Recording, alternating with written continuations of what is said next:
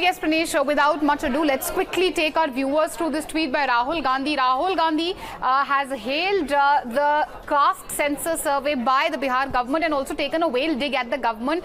This is Rahul Gandhi's tweet. He says, and I'm quoting him verbatim, Bihar की जातिगढ़ जनगणना से पता चला है कि वहां ओबीसी, एससी, एसटी 84% है. केंद्र सरकार के 90 सचिवों में सिर्फ 3 ओबीसी हैं. Literally reiterating the chart which he has been, of course, with which he's been attacking the government, saying that there are only 3 OBC bureaucrats in the central government, saying Bharat का वो मात्र 5% बजट संभालते हैं. इसलिए भारत को जातिगत आंकड़े जानना जरूरी है. जितनी आबादी उतना हक, ये हमारा प्रण है. So basically Rahul Gandhi hailing the caste census of the Bihar government, also taking a dig at the central government, saying that there are only 3 OBC bureaucrats out of the 90 secretaries of the central government.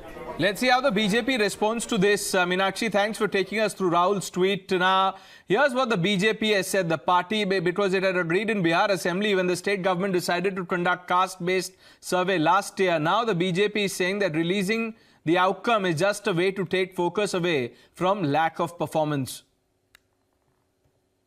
जातीय जनगणना बिहार की जनता में, गरीबों में भरम फैलाने के सिवा कुछ नहीं है.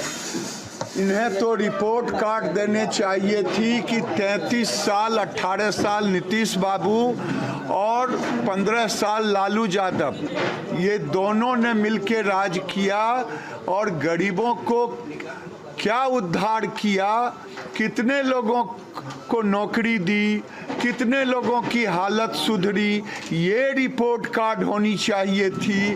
अब ये रिपोर्ट कार्ड जातीय जनगणना का देकर के लोगों में भरम के सिवा और कुछ नहीं. मुझे लगता है कि नीयत का सवाल है. देश को उस पर मंथन करना ही चाहिए. मैं पिछड़ी जाति से आता हूँ और मैं जब मंडल कमीशन चरम पर था तब भी मैं सांसद था. मुझे लगता है कि मैं नियत पर असर कर रहा हूँ. अच्छा, कि हम किस मंशा से कर रहे हैं. और इसलिए इन बातों पर कभी हाँ और ना में जवाब देने वाले लोग कोई एजेंडे के साथ आगे बढ़ेंगे. मैं उनमें से नहीं हूँ.